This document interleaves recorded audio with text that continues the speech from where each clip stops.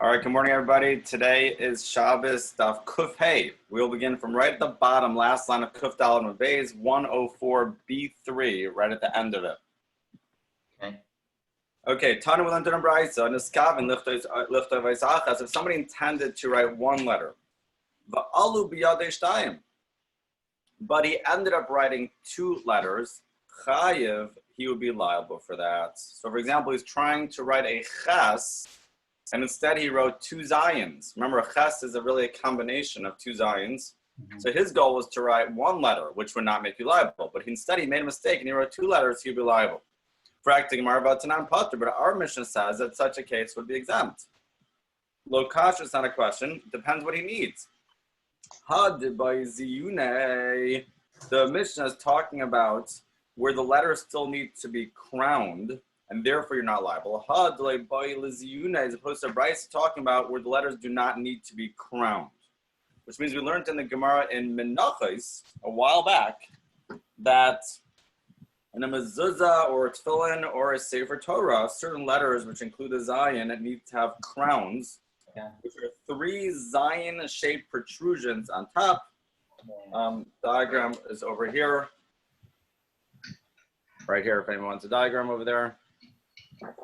So the Mishnah is talking about a case of a person denied to complete the crowns on the zions. Rashi says, so since the ches is not normally crowned, so when he intended to write a ches, he ended up with two zions, they'll not be crowned, so that will not work for his sefer Torah, tefillin, or mezuzahs.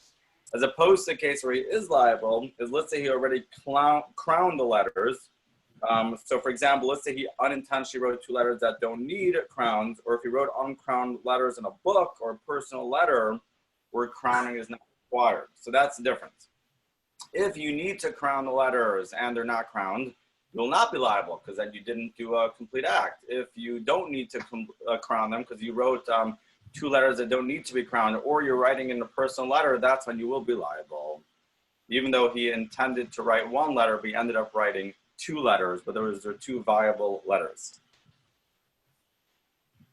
Now, this is all Rashi's explanation. The others say the difference is not whether they need crowns, but whether the person originally intended to crown the letters, and if he did not whether he needed the crowns, but some say the difference is do they need crowns or not. Those letters that need crowns and he did not crown them, he would not be liable. They don't need crowns, then they would be. Okay. If you wrote one letter as an abbreviation, so let's say you wrote Reish, like sometimes you refer to rabbi as like a Reish with a slash, right, or R slash. So it stands for rabbi, which takes 5 letters, or Rebbe in Hebrew, which is Reish Beis Yud, but you only wrote one letter with a slash. So that's a big machlokas in our Mishnah. Rabbi Yeshua ben Beseira Mechai. Rabbi Yeshua ben Beseira says you're liable for that, but Chum Paichim and the sages exempt him. Rabbi Yochanan, Mishum Rabbi Yossi ben Zimra, Rabbi Yochanan said, name Rabbi Yossi ben Zimra, Minayin Lashon Trikum na Torah. Where do you have the concept of abbreviations in the Torah? Very interesting. Does the Torah recognize the concept of abbreviated writing? Shinamar is written, Ki av hamoin gayim nesaticha.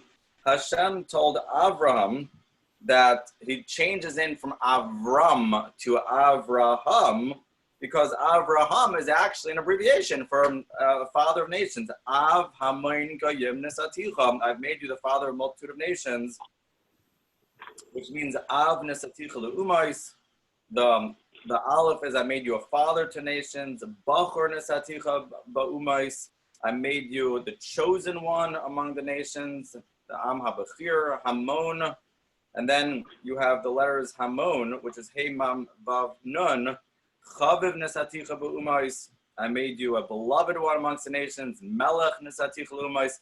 I made you a king over the other nations. Vasik nesaticha ba'umais. I made you a Vasik, distinguished among the nations.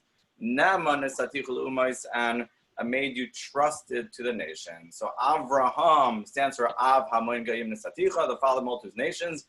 And those words themselves, Av Hamon, stand to what the mission of the Jewish people throughout all the generations is. Okay. Another example of an acronym, Rabbi Yochanan Dideyam, Rabbi Yochanan himself says, Anochi Nutrikin. The first of the 10 commandments, the first word of the 10 commandments is Anochi Hashem Elokecha. I am Hashem your God. What does Anochi stand for? we know it stands for I, but it stands for a lot more than that. Anochi Nutrikin. The word Anochi is an acronym. Ana nafshi kesivas yahavis.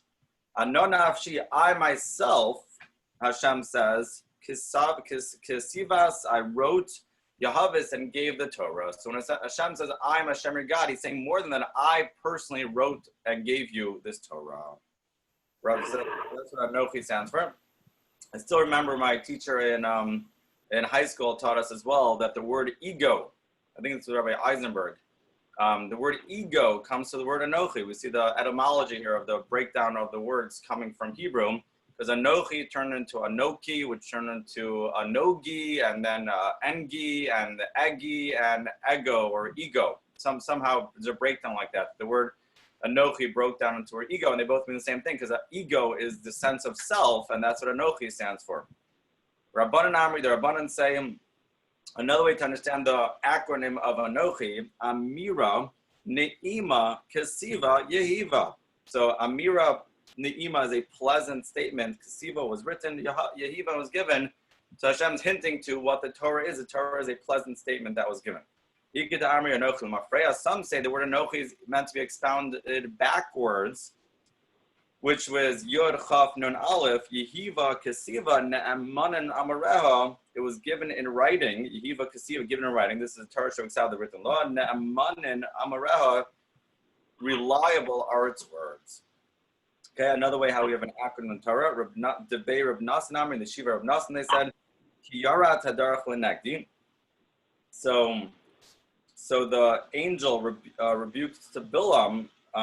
Because Bilam struck his mule, and he said, "Because Yarat Hadarach L'Nagdi, you hastened down the road to oppose me."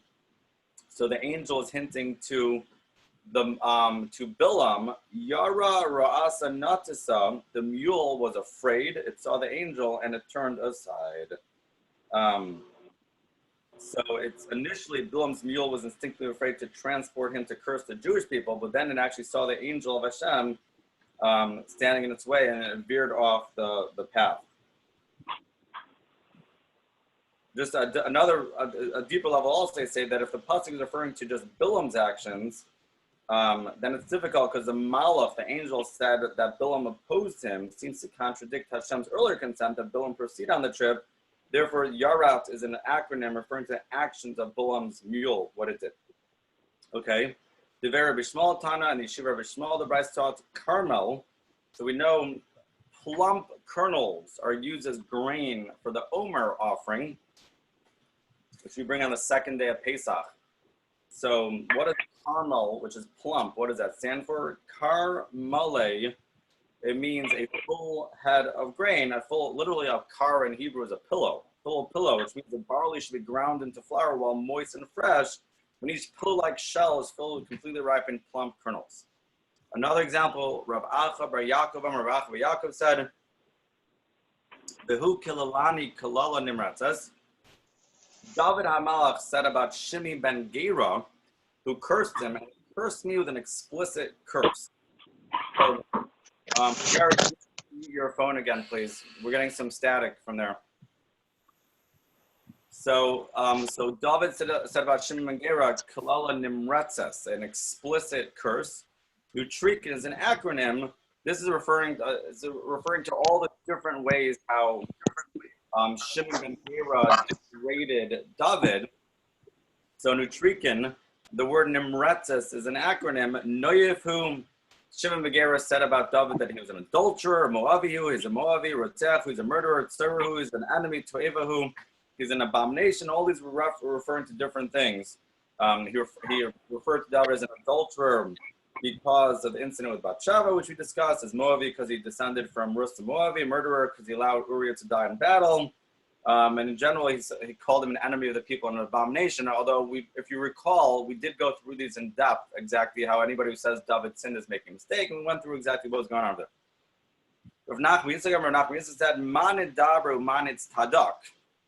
So when Yosef's brothers were apprehended with his royal goblet, I remember that when they came to visit in Mitzrayim, And then Yosef wanted to get them back, so they hid the goblet inside the package or the backpack of Binyamin.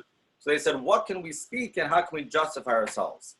So the word nitz tadak is an acronym. Nechonim anachnu, we know we're upright. Tzadikim anachnu, we're righteous. Tahirim anachnu, we're pure.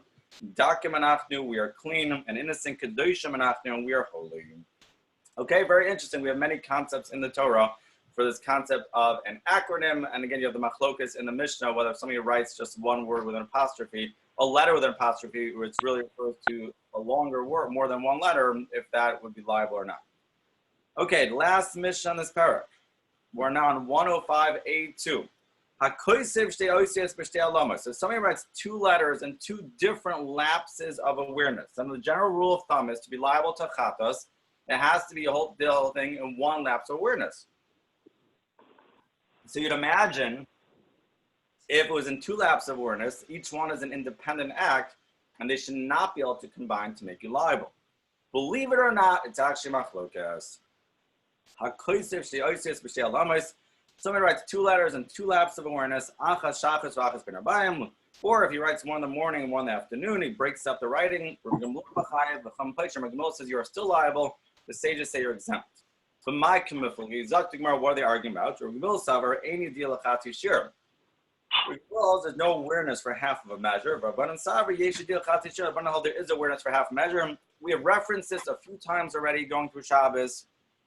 Even though two acts and two separate lapses of awareness gives you two liabilities, because your awareness breaks it up. But Gamul holds, though, that if you only did half of an act and then you became aware, that awareness is nothing, because you're aware of what? You only did half of an act. Therefore, that awareness of half of an act, the awareness is viewed as nothing. Therefore, it doesn't break up. So when you do the other half of an act, you did the two together. So meaning, according to Gamliel, the awareness only breaks up after you've done a full action. Then the awareness would break it up to make you liable for the second action. But if you did only half of an action, then you become aware. You're aware of what? Nothing. So that awareness is zero. Therefore, it doesn't break it up. The sages say, no, it still does break it up. Mazel tov. Hadranol chaboina. Mazel tov. Rabbi, we're still getting a lot of noise from that phone or something. Gary, can you hear your phone? Yes. Thank you. Okay. Gary, you know how to mute it? Hold on. All right. Okay, we're going to begin the next parak now on 105A3 Kuf Hey Amud Aleph. Perfect, Gary. Thank you. Remember, Gary, if you want to speak, make sure you unmute yourself. Okay, let's talk about the halakas of weaving. Okay, new Mishnah, and we'll go through the Mishnah, and then I'm going to go through a little introduction in the art scroll because these are quite complex topics unless we know what we're talking about. So, new Mishnah, Rabbi Eliezer says, somebody weaves 3 threads at the beginning. So Rashi says he begins to weave a new fabric on Shabbos. And he started with 3 threads. And by the way, we referenced this already yesterday. The achas al ha'arig, or if he adds 1 thread to a fabric that's already partially woven, chayiv, he'd be liable. So if you're starting a fabric, it's 3. If you're continuing a fabric, it's 1, according to Eliezer. And the sages say, whether you're beginning a new garment or in the middle or the end, we go by 2 threads. By the way, we don't mean, the commentaries speak out, we don't mean that he's completing the garment, because we definitely saw opinions yesterday that completing a garment may only be liable if you do even 1 thread, but as you're getting towards the end or in the middle or in the beginning, it's 2 threads. If somebody sets 2 heddle eyes, banirin and heddles, which again, I'm going to go through the introduction in a minute. I just wanted to start this Mishnah first and give us a little familiar with the terminology here.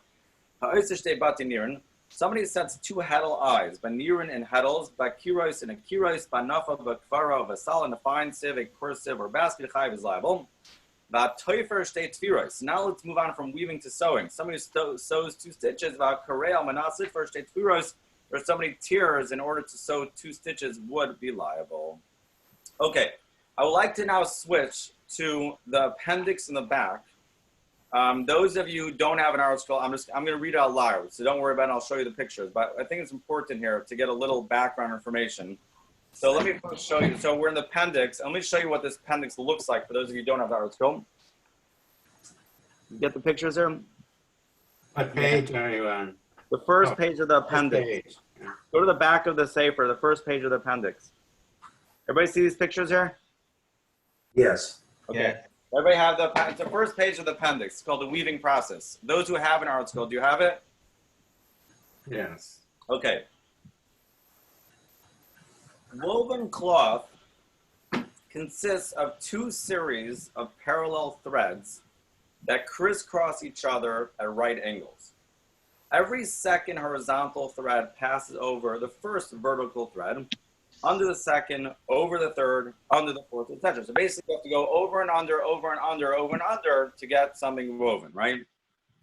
Until it passes through all the vertical threads. Each remaining horizontal thread passes under the first vertical thread, over the second, under the third. In the weaving process, the vertical threads, called the chassis or the warp, are fixed in place, while a single thread called the erev, which is the weft, is passed over and under them, first from the right to left, and then from the left to the right repeatedly. With each pass of the weft thread, a new line of crisscross is created. So that's over here, this picture over here. Can you see my pictures? Yeah. Okay. Next. To assure an even weave, the warp must be kept taut while the weft passes through it. This is accomplished by wrapping the warp threads. Remember, the warp ones are the vertical ones that are set in place around a beam called the warp beam, and stretching them to a second beam called the cloth beam, for it is around this beam that the finished fabric will be wound. This action is called mesach, dressing the loom. This is an av malachim. This is called dressing the loom. That's over here when you set it to these, by my thumb over, 1 second. Where my thumb is right here. That's you dressing the, can you all see my picture? Does it come out clear on the screen? Yeah. Okay, next. So that's the mesach. That's an av malachim called dressing the loom. Some warp threads may be overlapped or stuck together. The weaver takes a stick called a shevet and hits the threads, which causes most of them to separate. The remainder are lined up individually with a pointed rod called a karkar. This part of the process of mounting the warp is called shovet. Okay, there's a malacha called shovet. Clearly, the weaving process would be long and tedious unless some means of mechanization could be introduced, especially since the warp often contains as many as 100 or more threads per inch. A method which would enable the weft thread to make a complete pass in one motion would obviously speed up the weaving process considerably. This is what we're going to discuss right here. That's this picture right here, my thumb there. Okay, we need to create some mechanism that will allow us to pass it through without having to individually pick up every single thread of 100 threads per inch. I can't see the picture, Ellen. Okay, that's where my thumb is. You see that?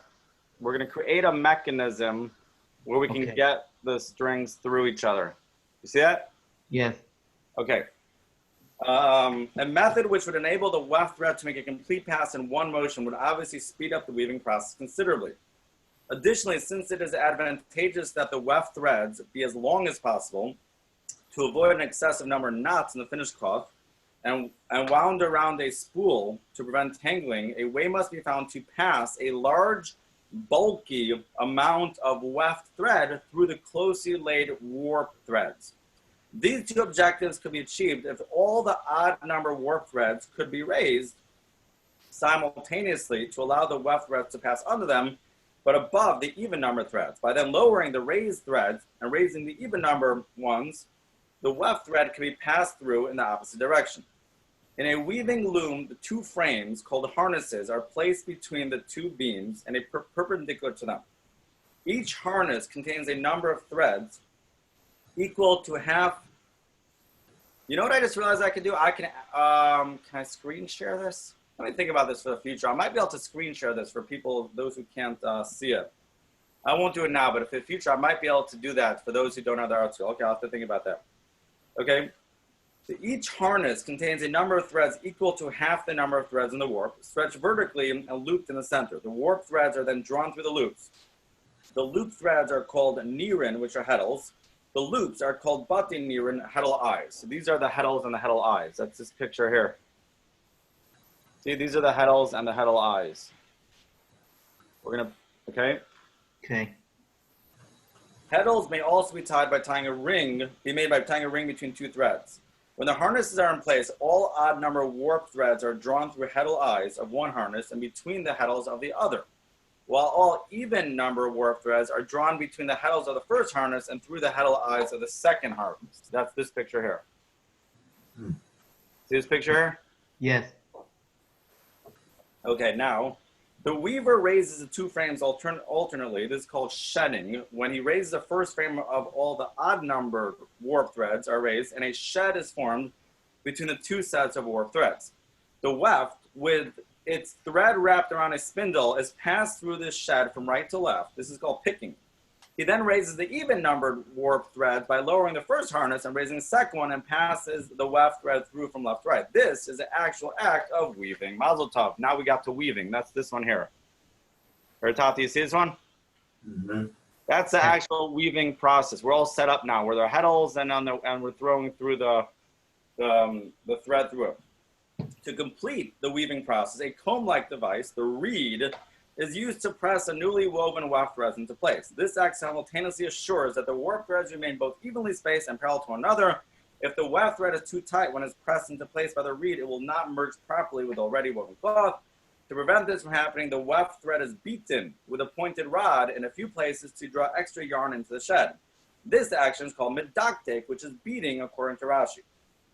Others try to maintain that pressing the weft thread into place is called medaktek. Thus, this is a summary now. Ready for this? Thus, the weaving process comprises 3 avos malachos, 3 of the 39 malachos we've just covered. Mounting the warp, which is mesach, with its derivative labor, which is lining with a rod, which is shovet.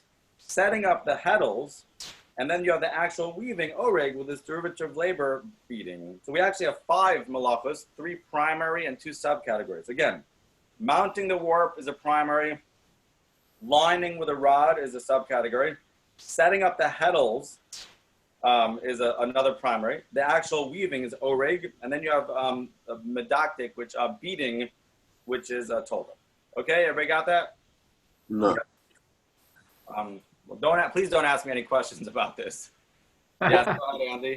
But it seems like it's leaving out. How does that warp thread go from the left to the right? Don't they have to pass some kind of shuttle or something through it? Yeah, you pass it through. With what? That they don't show that process.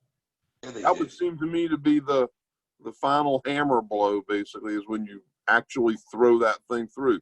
That's where the human actually does something that's weaving, and they don't even talk about it. Yes, right here in the top right column, a third of the way down. The weft, with its thread wrapped around a spindle, is passed through the shed from right to left. He then raises the even number of warp threads by lowering the first harness and raising the second one, and passes the weft thread through from left to right. This is the actual act of weaving. They're calling that thing that goes through it that you got a spindle. That's what it's called, a spindle. The weft with its thread wrapped around the spindle. No, the thread of the weft is wrapped around the spindle. Okay. We good? All right, let's see more about this in the Gemara. That's just an introduction. Okay.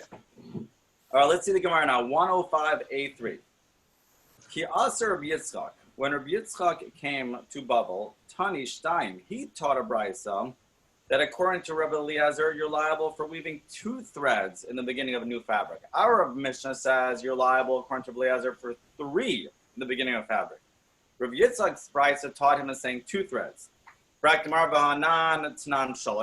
Mishnah says 3. Look, Kash is not a difficulty. Rabbi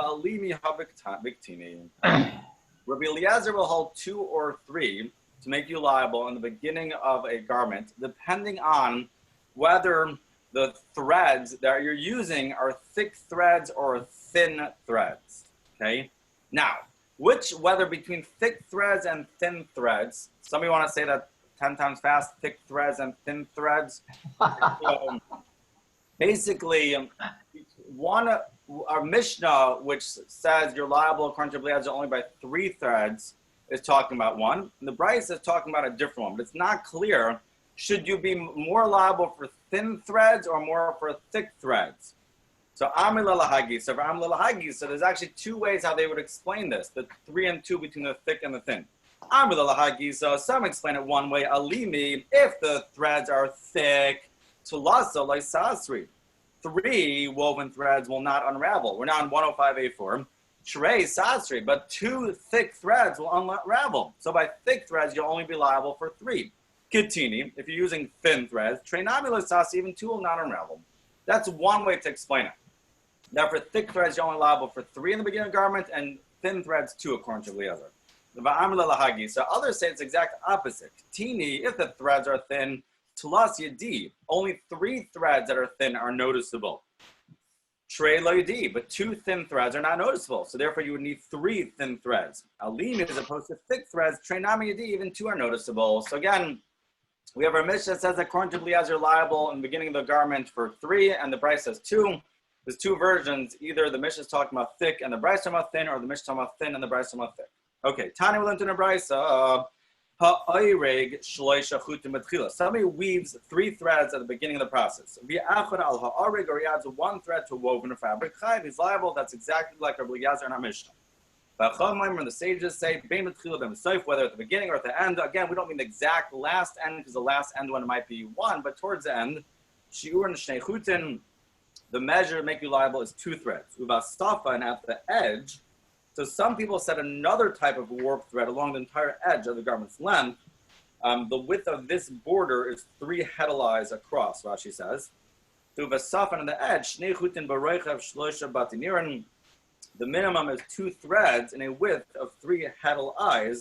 So if he weaves 2 weft threads across this 3 heddle width of warp thread, he is liable, Rashi says. What is this similar to? To weaving a small belt, which the minimum is 2 threads in a width of 3 heddles, which means why are you liable for weaving across such a narrow width? Now we'll see what is the minimum measure for weaving. That's coming up in the Mishnah later on today, Meretz Hashem, that it has to be that he weaves across a width of a full sit, which we'll see about that, which is space in the index finger and the middle finger. So how are you liable over here by just the border? The answer is because it's like weaving a small belt. So since the belt is so narrow, he's liable for weaving across such a small width, because that amount is considered significant. So to the border of a garment, even though this can be less than the amount that we're going to say as a significant amount in the next mission, it's still liable because this is significant. Similar to a small belt. Okay, but when the Bryce says if you weave 3 threads at the beginning, or he adds 1 thread to woven fabric, is liable. Stomach Rabbi Eliezer, this brisa is an anonymous ruling like Rabbi Eliezer. So that's Rabbi Eliezer. Tani Idach, we learned in another brisa, ha'erik shnei chutin al gas. If somebody weaves 2 additional threads onto a large piece of woven fabric, Bial ha'imra, or 2 threads on the border of a new piece of fabric, chayiv, he's liable. Rabbi Eliezer says, afilu achad, even if you only weave 1 additional thread to woven fabric, you'd be liable. Uvasafa, and now Rabbi Eliezer is only referring to Tanakama's ruling about additions to woven fabric, because we know Rabbi Eliezer's opinion is if you add on to something woven, even 1 makes you liable. So again, Rabbi Eliezer, Rabbi Eliezer is even 1. Uvasafa, and on the edge, shnei chutim b'rechav shleisha batinirin. If you 2 threads in a width of 3 heddle, chayiv, he's liable. What is this comparable to? La'erik tziltzil katan, to somebody who weaves a small belt, that the minimum is shnei chutin al roichav shleisha batinirin, 2 threads in a width of 3 heddle. Okay, now the Gemara says regarding this price. So, va'erik shnei chutin al hagas. The Bryce begins that somebody weaves 2 additional threads onto a large piece of woven fabric, vala imra, or 2 threads onto the border of a new piece of fabric, chayiv, is liable. Stomach Rabbanan, this is anonymous ruling like the Rabbanan, like our mission that say you go by 2. So basically, Rabbi Eliezer says in the beginning you go by 3. If you're in the middle, you go by 1, and the Rabbanan say 2 across the board. Okay, then the Mishnah says, somebody who sets 2 heddle eyes in heddles is liable. My banirin, what does it mean he sets it in heddles? So it means it sounds like we're talking about a very specialized type of weaving system, which is not like the standard just setting up 2 heddle eyes. My banir, what does it mean in heddles? Amar Baya says tarte bebate niram. This is a system where a heddle rope is wrapped around each warp thread 2 times for heddle loops. The chad benira, and then 1 time around the heddle rope itself. So let me just read this note here. Note 23. As we said in note 6, it is difficult to be sure how these processes worked.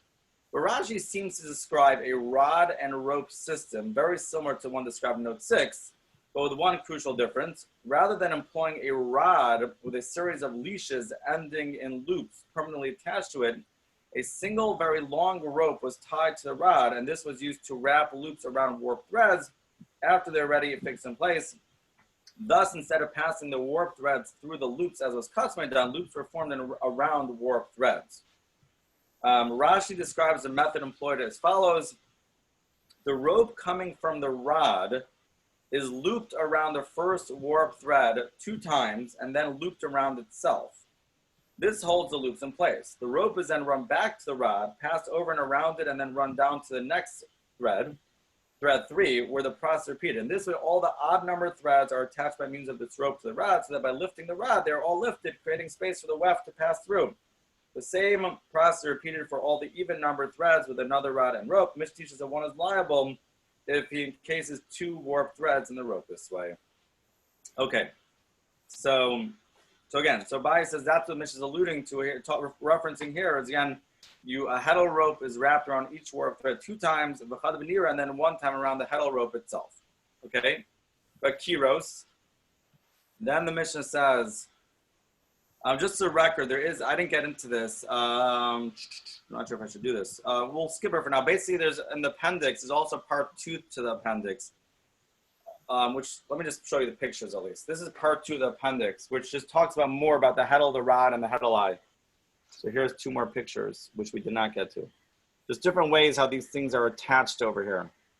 Okay, so again, anybody's interested, there's lots of interesting information you can look at over here. And you can also read through more of the footnotes on the Mishnah as well. I didn't go through everything. Bakiros, or in a kiros, my bakiros, we're now on 105A5, bottom of Kuf Hey Amud Aleph. My bakiros, what is a kiros? Amarav, Rav said, mitzuvisa, it's a heddle frame, which is used by those who weave curtains, which means you're liable for setting up heddles in the frame of such a loom. So this was looms used by weavers to make curtains, where some sort of frame, which took the place of the rod and leash system, as which in ordinary looms used by women, was manipulated by paddles. Okay? Okay, if you got confused, have no fear. We're moving on from weaving to sewing now. Okay? Somebody who sews 2 stitches is liable.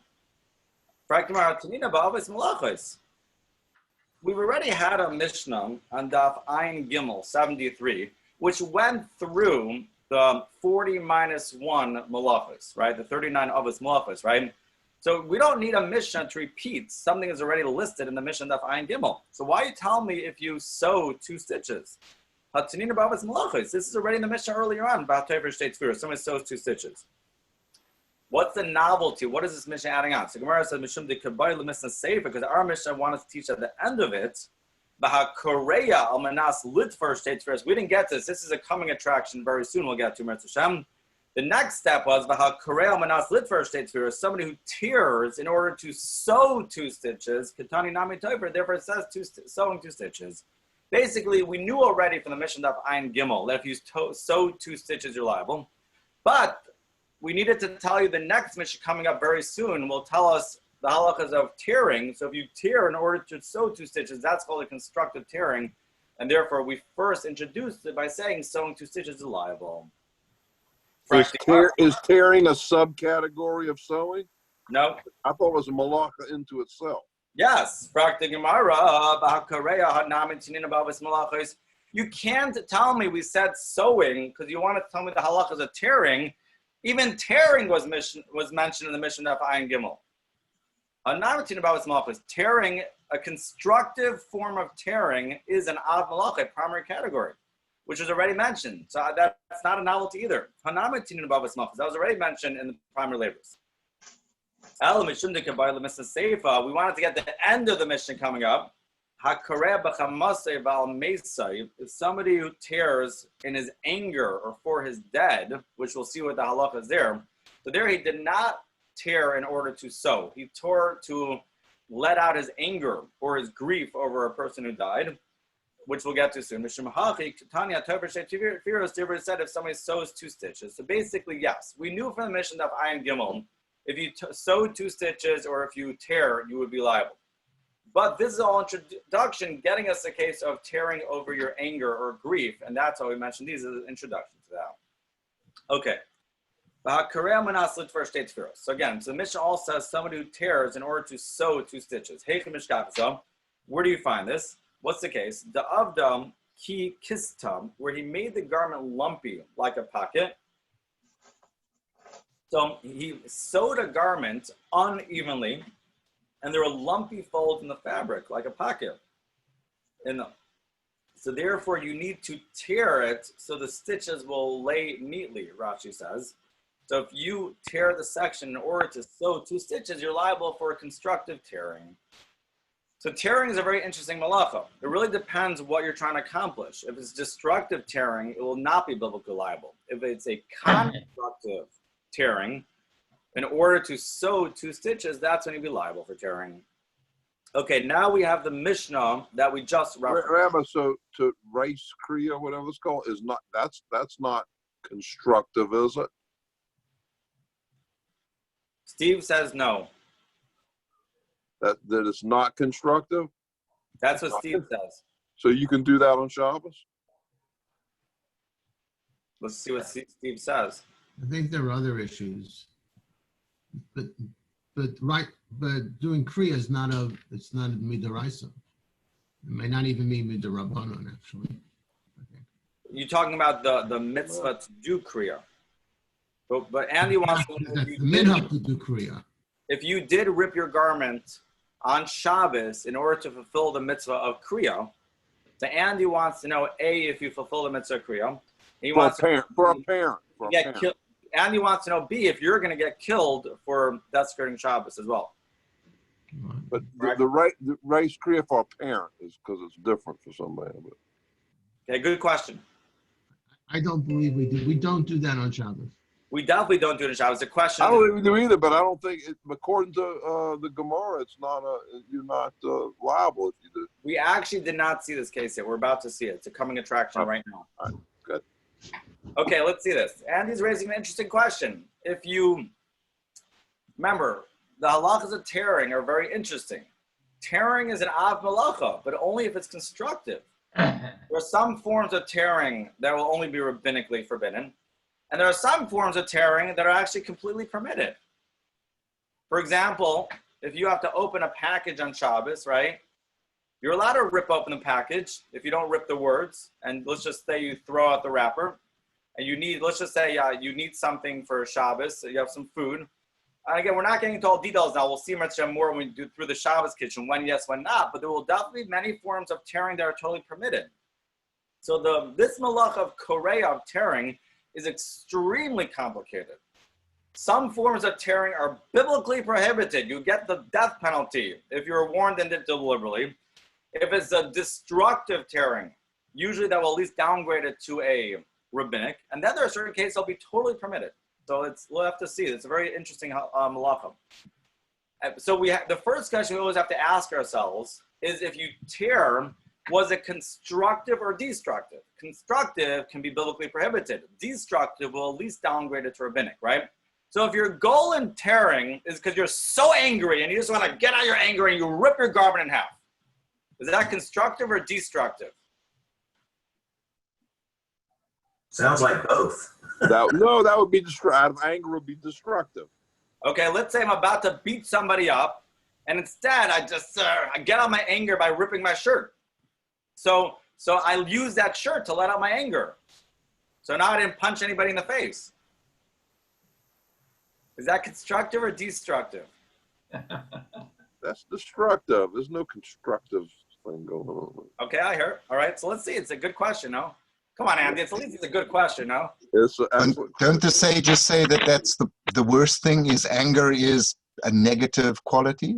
Yes. So Yeah. how can it be positive? Well, at least it saves me from punching my friend in the face. All right, so listen, the Gemara is going to discuss all these cases. I'm not just making them up randomly, okay? Hakorea b'chamase, somebody who tears in his anger. V'almeisai, let's say somebody tears out of grief for his dad, for somebody who died. B'chola mekalklin, and all who act destructively, peturin, they're exempt. That is called destructive, and therefore you're not biblically liable. V'hamakalkal manasasakin, if somebody destroys in order to repair it, so sometimes you have to rip something in order to fix it, what is the measure for that? How much tearing will be liable? Shi'irai kimasakin. We go by, what are you trying to do constructive with it? So whatever the constructive act, what the measure of that would be significant, so then ripping in order to do that constructive amount, that would be your measure. Shir hamalabin v'hamanapetz, the minimum measure of somebody who whitens or disentangles two other malachos, v'hatzaveh v'atov, or dyeing or spinning, kimloi roichav hasit kafel, is double the width of a sit. So a sit is the maximum space between the index finger and the middle finger when they're stretched apart. This is a sit. See? So double this. If you whiten, disentangle, dye, or spin enough wool for a thread of twice this length, you'd be liable. Is that the root word from sitzis comes from? Of what?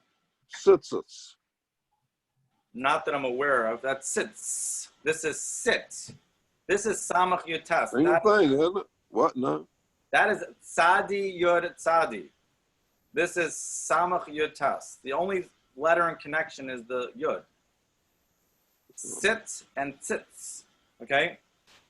Somebody who weaves two threads, shiura kimlea sit, its minimum measurement would be a full sit, that amount. Again, although we mentioned by small, significant, like the small belt, it could be liable for less. Okay. Back to Gemara, Baramino has a contradiction.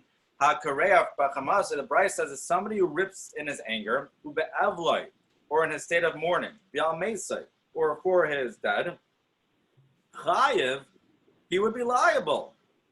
And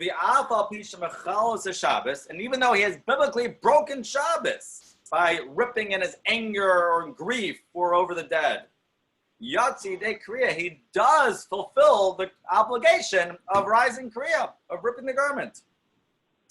We've got major problems, major problems. The Mishnah says, like all of you wanted to say, that all types of ripping are destructive and you're not biblically liable. The Bride says, no, absolutely not. All these are considered constructive and you're biblically liable for them. But you do fulfill your Kriya obligation. That's the record, okay? So what's going on over here? So Gemara says, look, Hash is not a question. Haba meisti day, haba meista alma. The Brisa is talking about when he's ripping his garment out of one of his immediate relatives who dies.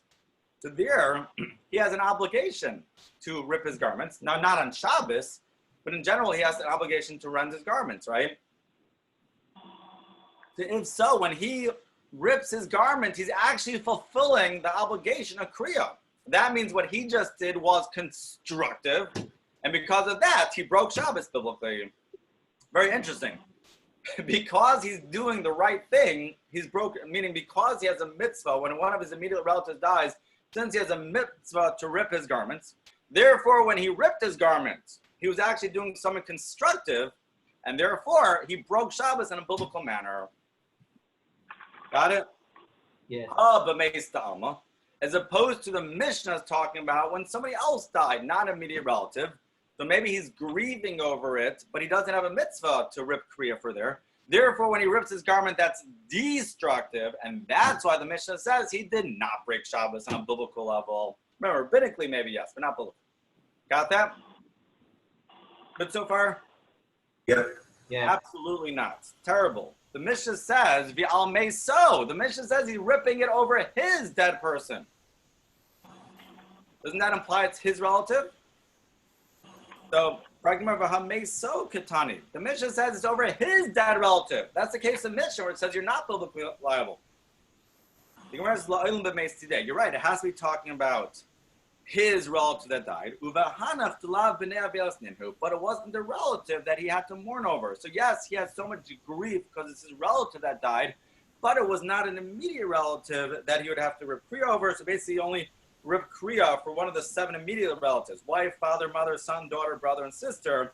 So Rashi says the Mishnah is talking about, yes, somebody who's close to him that died, but not one of the ones he would have to rip kriya over. Therefore, it's considered a destructive kriya, and therefore he would not be biblically liable. Rabbi, just clarify for us. Yes. Are you meant to tear on Shabbos for a relative that dies? Absolutely not.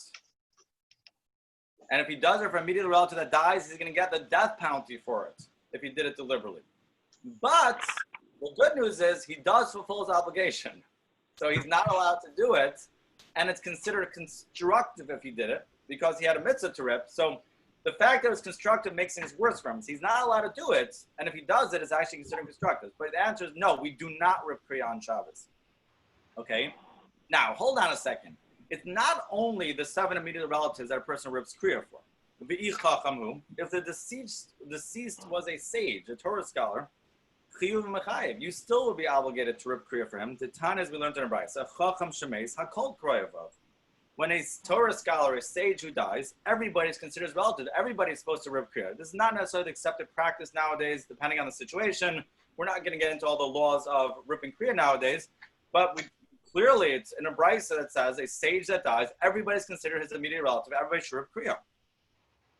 The Gemara says, 1 second, I'm not sure if you're asking a question now, but Hakol Kroy V'Sagdacha, what do you mean everybody is relative? What does that mean even? It means everybody's like his relative that they have to mourn for him.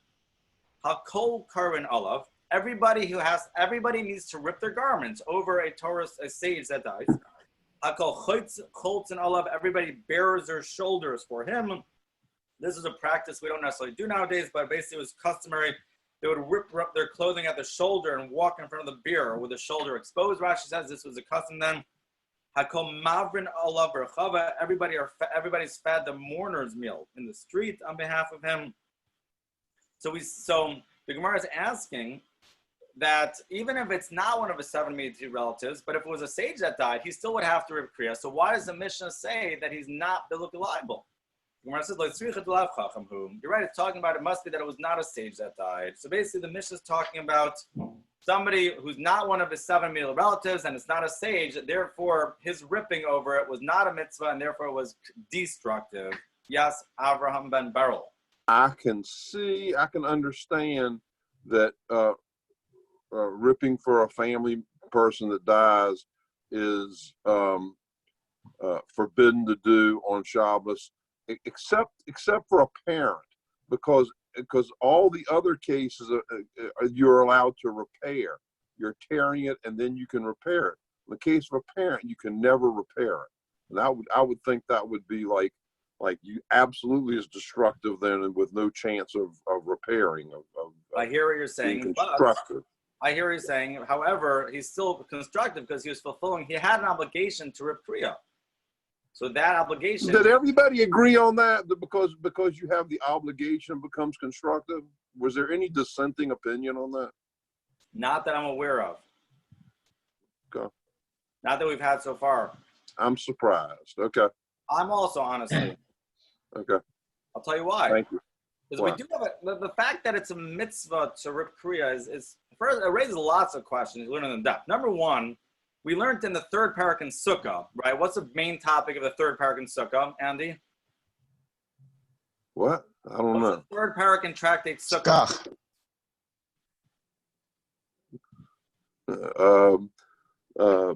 Continuation. You fulfill your obligation of taking the asrik of lulav that are stolen. Oh. Can you? No. No, because that's called a mitzvah baba vera. You're doing a mitzvah through a sin, right? Yeah. So I'm just raising questions now. I'm sure the comment discussed it. So if you rip kriya and you break Shabbos, sounds like that would be a mitzvah baba vera, like you're doing a mitzvah through a sin. I'm just raising topics. I'm just sure. Wait a minute. I forget the racing kriya. Is that like a real mitzvah or is that a minhag? Steve said he's not even sure if it's a minhag. I agree with Steve. I'm not sure either. These are Moed Katan Gemaras, which I think you're learning with Rabbi Slatus right now, no? Yep. Ask Rabbi Slatus, if you rip Kriya on Shabbos, do you fulfill your obligation of Kriya? And ask him what level is the obligation of Kriya in general, okay? Yes, and Steve's ass, I'll never Report remember. back to us, please, on Sunday. Okay. I'm not, in addition, the second thought that's coming to my head is we know mitzvahs lavle hanas nitnu. Mitzvahs are not considered benefit. It's not considered like a tangible benefit you're getting. So the fact that that's calling it constructive, just the fact that you had an obligation to rip, it is, I would not say it's simple. But at the end of the day, that is what the Gemara says. And I'm sure if you're learning this in depth, there's a lot to talk about. Yes, Gil.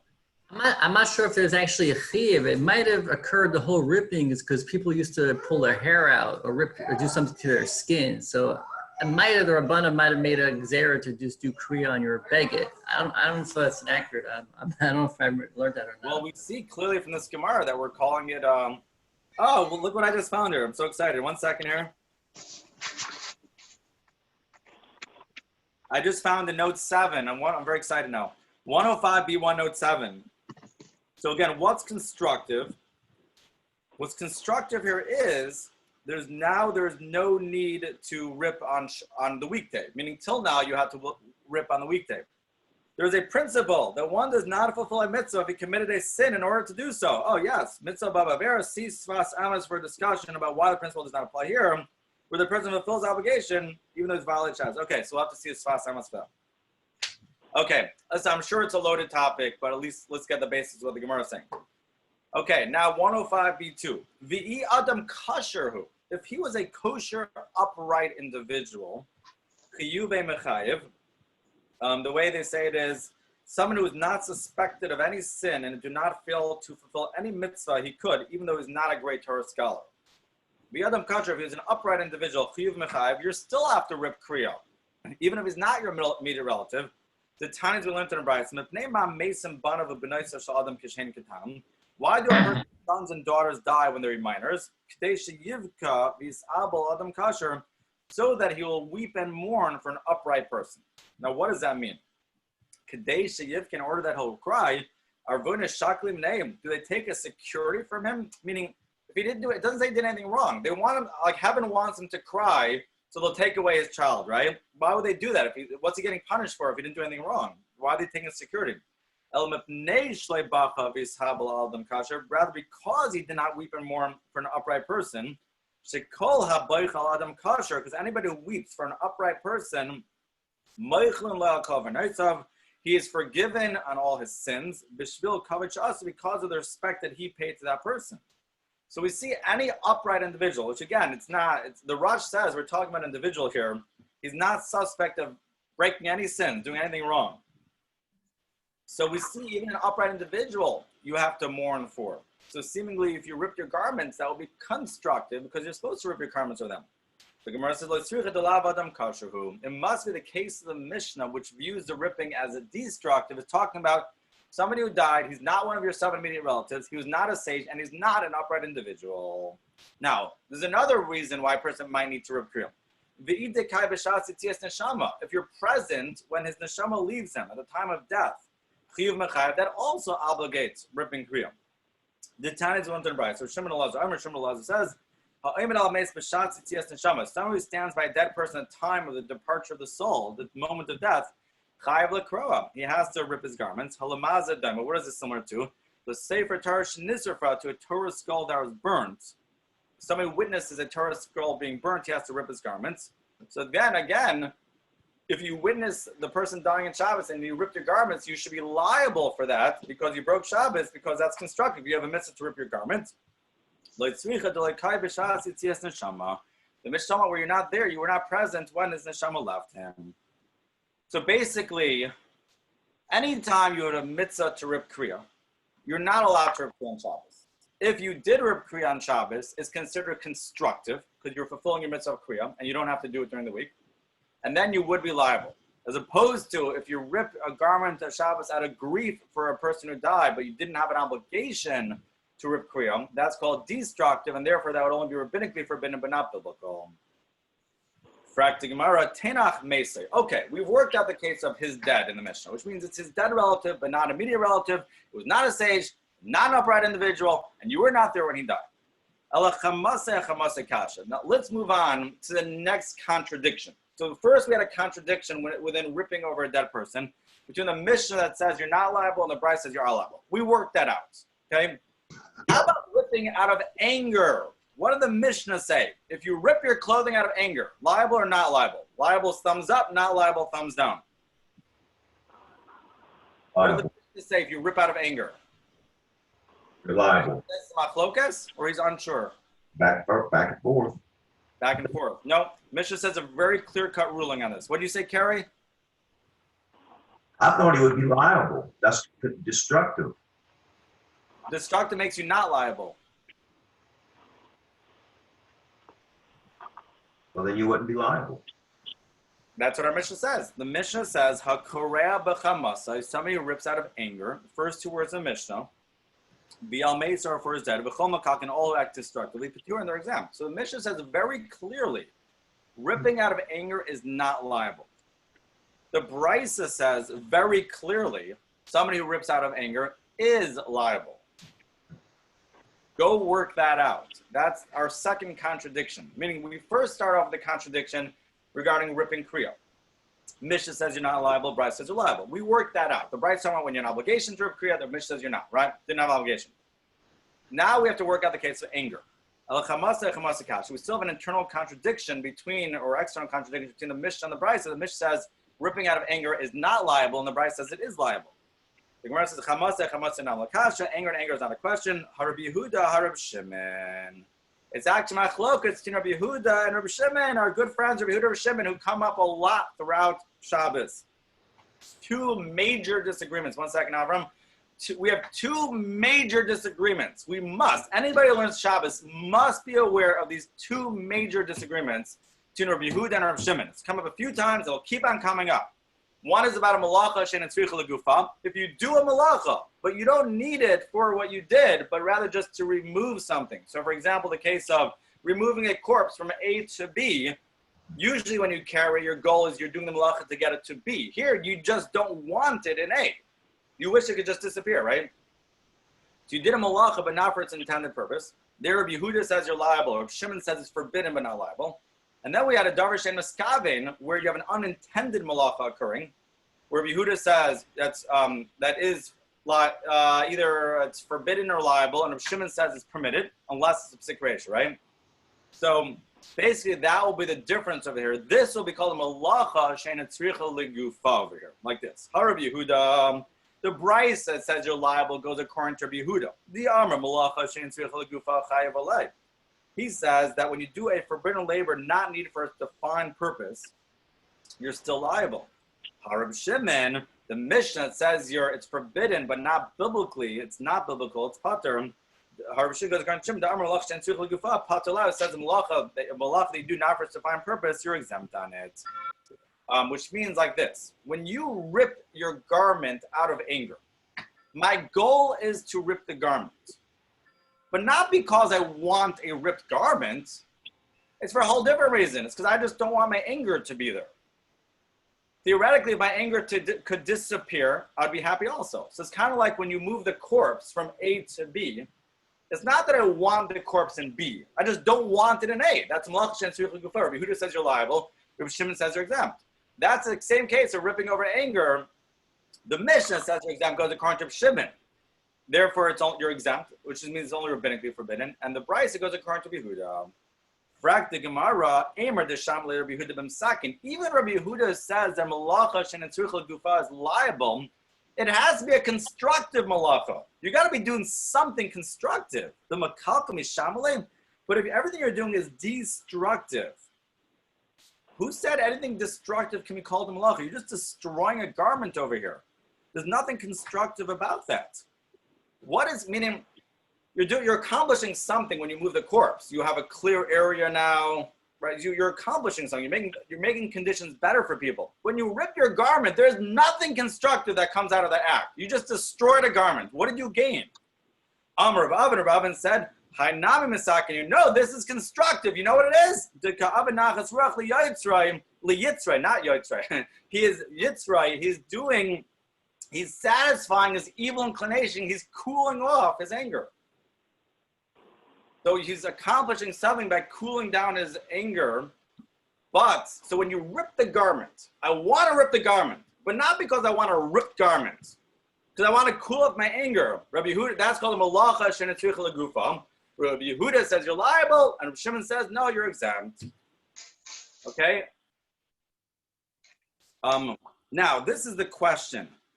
When you rip a garment to cool off your anger, is that legitimately called constructive, or is that also destructive? Andy, you had a question? I lost my place. 105 B3, bottom of the left column.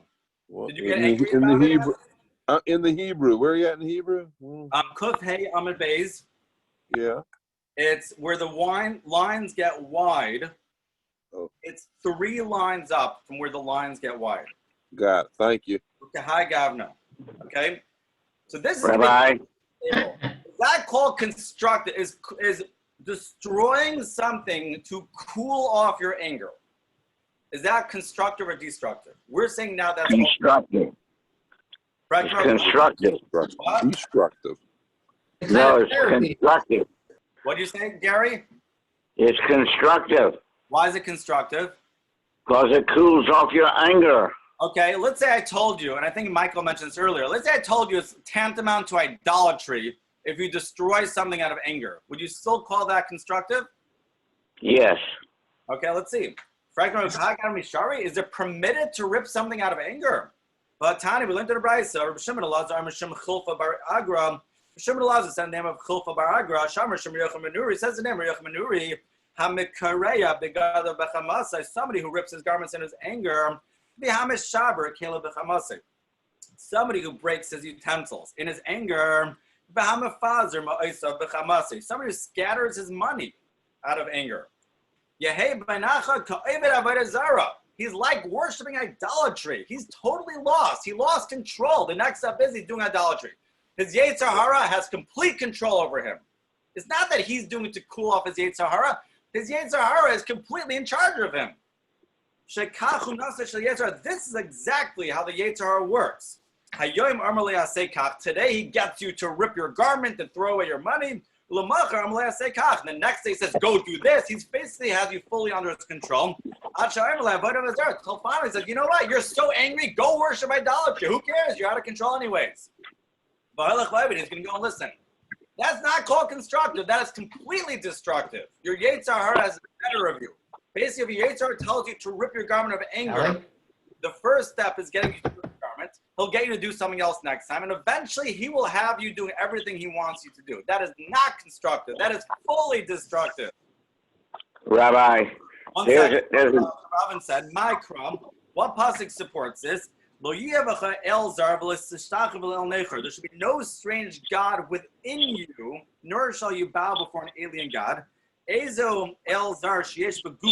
What's a strange God within you?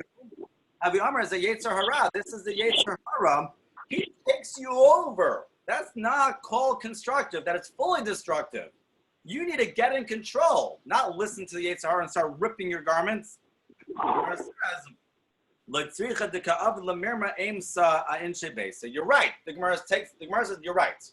If you lose control and you rip something out of anger, you are basically fully controlled by Yetzer Hara at that point. There is nothing constructive taking place out of that. That is the step that will lead you to idolatry. You need to get back in control. So when is it ever constructive to rip a garment? You know what it is? If you're actually fully in control, but you're trying to scare somebody, and you want to act as if you're angry because you need to use some scare tactic to make it that they don't do something that's dangerous. That will be when it's okay. So the Gemara says, Rabbi, yes, Gary? how about a situation where, God forbid, your child does something that makes you very, very angry, but instead of striking your child... One second. Hello? Sorry, 1 second. I'm putting you on... Yeah? Instead of striking your child, you take your fist and bang it up against the wall. It's, One more time, Gary. and if your child did something very bad Yes. and deserved possibly being struck to putting back or her back in place, and instead of striking your child and hurting your child, you took your fist and hit up against a wall or something to move the anger from your child to some other place. Would that not be a good thing? Yes and no. Depends. Meaning, if you are internally angry, you need to learn how to control your anger. That is what you need to do. And by the way, there are many skills on this. I actually do anger management lots of times with clients. So there's lots of skills. I agree. If your goal I is agree. calm, cool, and collected inside, but you need to demonstrate to your child your anger in order that your child won't run into the street again, that is when it's going to be okay. Tati, can you hear us again? Yes. Okay, perfect. So basically, this is what the Gemara is going to say. Okay, if you lost yourself out of anger, that is always destructive. It means you're under control by Yetzer. And again, I'm telling you, there's lots of skills how to control anger. It's not about ripping your garments. It's basically losing control. What's going to be constructive will be if you are cool, calm, collected inside, but you need to demonstrate anger to somebody so they won't do something dangerous. That's going to be constructive ripping. That's what the Gemara is going to say now. The case where it's constructive is his goal is to put fear in the members of his house just to keep them in line so they won't be doing unsafe or wrong activities. But again, the commentators speak out. You cannot be internally angry. You have to be calm, cool, and collected. You have to be the master of anger, but you have to look as if you're angry. And teachers, they say teachers sometimes have to do this. A teacher has to have the ability to sometimes look angry, but still be calm inside. Well, Rabbi, one second. One second. Kihad Rav Yehuda Shalaf Mitzu Vyasam. One time Rav Yehuda pulled off the border of a garment to demonstrate his displeasure about something, but he wasn't internally angry. Rav Acha Yaakov Taver Mani Tabiri. Rav Acha Yaakov one time broke broken utensils. Rav Sheshes Rami Leila Amse Munine Aresha. Rav Sheshes one time threw a fish brine at the head of his maidservant. I don't know the whole story behind that. Rav Abi Taver Nachtamam. Rav Abba once broke the lid of a pitcher. So basically, these cases where you are calm inside, but you need to demonstrate anger in order that people will not be doing wrong and unsafe activities, that is a case of constructive ripping. Where you up to? On Kufi days, it's like 10 lines from the bottom. It says, Amar B'Shimon ben Palti. Rabbi, but yes, Gary? The Gemara is taking the situation of us being human as that we have the ability to be perfect and not do what we should not do. The bottom line is we're not perfect, and God understands that. And the proof of that is that the greatest person in the history of the Jewish people, personally, I think, is Moshe, and Moshe got angry. Okay, we're not. Our goal here is not to tell you whether a person's right. The point here is we're just saying that this anger is considered destructive. It's not constructive. I'm not here to point out the individual, but we have to understand what's called good and what's called wrong behavior. We're not trying to say nobody messes up. We're trying to say is you have to know what is right behavior and what is wrong behavior. And it is behavior to lose yourself out of anger. Am I saying that nobody messes up? I'm not saying that. We just have to still know what's right and what's wrong. Okay. All right. Yes. Yes. People got anger. Again, yes, we are human. And the pasuk says, Sheva Yivol Tzaddik Kam. 7 times a righteous person falls, but he gets up. Absolutely. People mess up. The point is, though, you still have to know what's right and wrong. You can't justify it to yourself and say, I'm ripping this garment out of anger because I'm using it constructively to cool off my evil inclination. That doesn't work. Because the Gemara is telling you that's not the way it works. The next day, he's going to do something worse. I'll tell you something. Just yesterday, I was dealing with helping a couple out, and the guy said everything's great. It was a great week, and the woman's like, "What do you mean? You threw your phone across the room out of anger? Everything's fine." And he's like, "What do you mean? I always do that. I throw the remote control every time I get angry." So she's like, "How?" Rabbi, in our davening, don't we read about a father and a son? And the father striking the son, and doesn't mean that the father doesn't love his son, he's trying to teach him right from wrong. Correct. I mean, I read that somewhere. Yes, that's not out of anger. That again, there is a concept. You have to sometimes show fear to somebody to keep them from doing something harmful, but you have to be internally cool, calm, and collected. Externally, you can demonstrate anger. Okay. Amr 105b4, we're around 10 lines about it. Amr Shimon ben Pazi, Amr Shimon Levi, Shimon Bar Kapara. Shimon Pazi said name Shimon ben Levi and said name Bar Kapara. Kol ha-moired dumois adam kasher. So now we're talking about what is an appropriate way of mourning. Somebody who sheds tears for an upright person. HaKadosh Baruch Hu soifron u'mamnicham b'beis kenazav. Hashem counts them and places them in his storehouse. So it's so beautiful to Hashem when you cry over an upright person. Shnamar is written, Noidi Safarta, my Atam Sima Demasi Benaidchav Halai Besifra Sacham. My wanderings, you have yourself counted. Place my tears in your flask. Are they not in your account?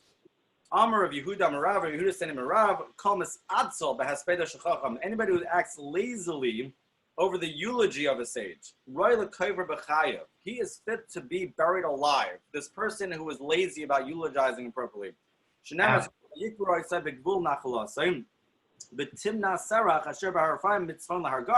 they buried Yehoshua in the border of his inheritance in Timnath Serach, which is Mount Ephraim, north of Mount Gash.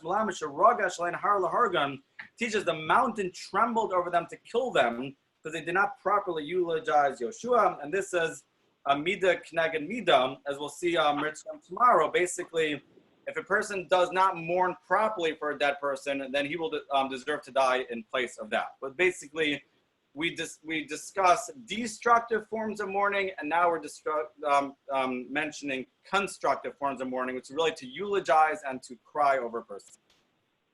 Let's stop here with this, because I want to do this a little Shabbos kitchen. Shkoya, very interesting Gemaras today. Go share this with everybody. Go ask everybody. I have a question. Out of anger, is that called constructive or destructive? Yes. I have a question.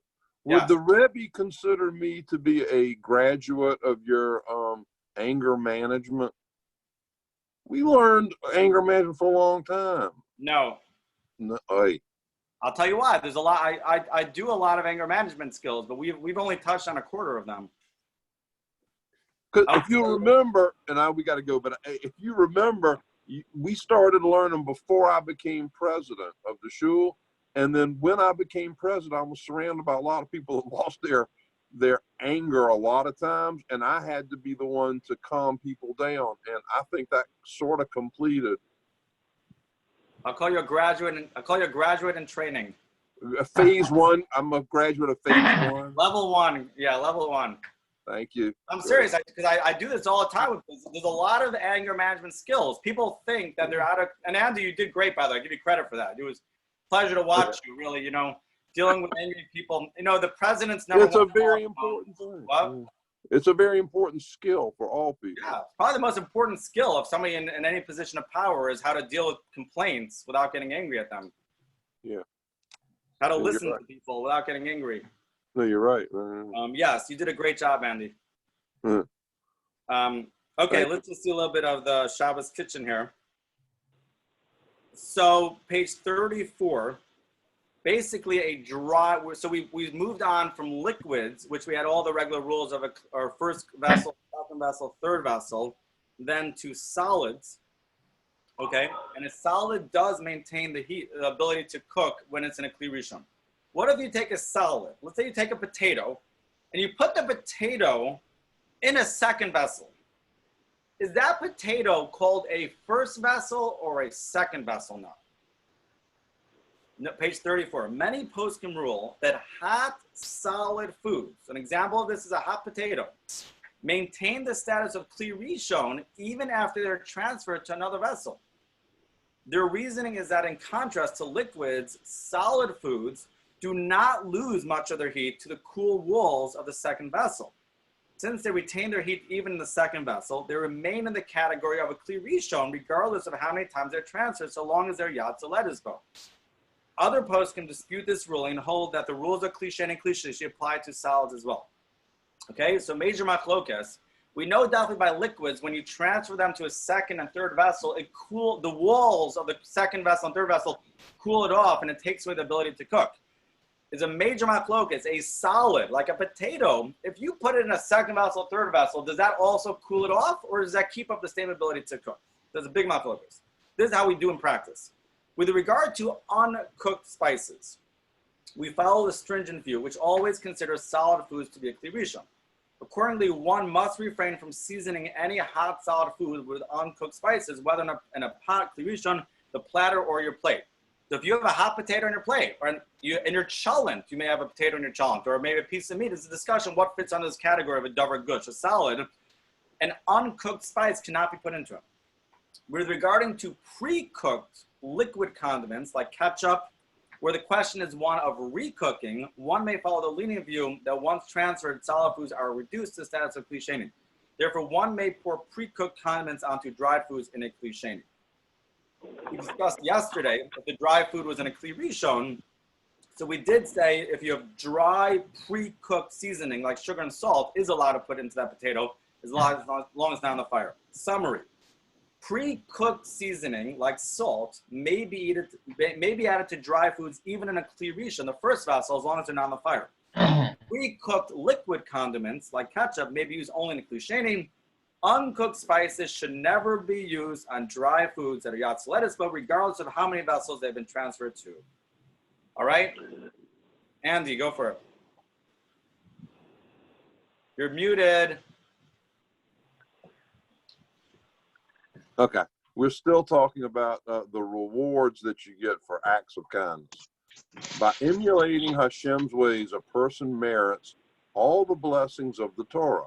Emulating Hashem means being merciful, just as Hashem is merciful, supporting one another, doing favors for one another, and judging one another favorably. Now one can understand the greatness of kindness. Fortunate is he who clings to this trait as he should, for it brings merit to all of his descendants. Wise and wealthy children. Those who constantly practice kindness merit wise and wealthy children who are popular, and I don't know what this means, darshanim of Agada. What does that mean? Expound like Agadic. They're able to expound Agadic teachings. Oh, okay. Segula for children. People search for all sorts of segulas for children. What's segula, Rabbi? What's a segula? They call it like a good luck charm, but it's not a good luck. I don't know what the word is. I've never had a good. I think Rabbi Slatus has a good translation. I don't know what. Anybody know how you translate segula? It literally means like a treasure. It's basically if you do this, it leads to this. They call it a good luck charm in English. We don't believe in good luck, but it's something. Is it a merit? What do you say, Gil? Is it a merit? There's a good word. There's a good word for it out there. I forgot what it was. It's hard. It's one of those words that are hard to get a perfect translation into English. Well, maybe the rest of it will give us an idea. People search for all sorts of segulas for children, spending great amounts of money on them. It is surprising that they overlook the following segula for children suggested by Chazal. A, to constantly be involved in charity, to help the poor raise their children and send them to Torah schools. B, to set up a free loan fund with one's own money or encourage others to do so, and constantly be involved in lending. Is this in this merit, Hashem will have mercy on him and fulfill his wishes. Many have tried this and were successful, since those who are merciful are shown mercy by Hashem, and those who act kindly have their prayers heard. Rabbi, do we have one of those loan funds in our community? Calling about a delayed pharmacy order. To continue. Rabbi Slatus has the Rabbi's discretionary fund. That's probably the closest, as far as I know, that's the closest thing we have to that. You want to set one up? You know, it's really cool. If you go to you look in the phone book of any big Jewish city, there's tons of gemachs. Gemach stands for Gemilas Chasadim, just like a free something. Right. Like, you have them for everything, like everything you could think about.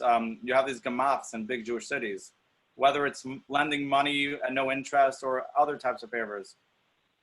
If you want to set something up here, I would encourage you to see what you could pull up. I mean, if we set that up, let's just say some of us in this chevra decided that we wanted to put some money together and just lend it out to people who needed it.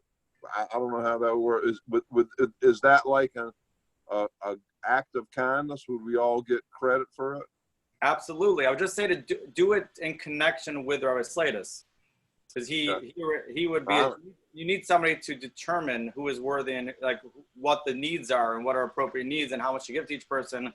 Rabbi Slatus does that already through the rabbi's discretionary fund, but I'm sure there's always a need for more. So I don't know. I wouldn't want to do it. I wouldn't want to do it with Rabbi Slatus since Rabbi Slatus already does it. No. But I think if you want to do it, talk to Rabbi Slatus. I'm sure there's always a need for more. I don't really have much money to do it with, but okay, we'll think about it. The segula, I looked it up. It says either remedy or protection. Something like that, yeah. Yeah, it's something along those lines. It's hard to get the exact translation. All right, shkoyach, everybody. Shkoyach. Thank you. Have a good day. Thank you, Rabbi. Rabbi Lou.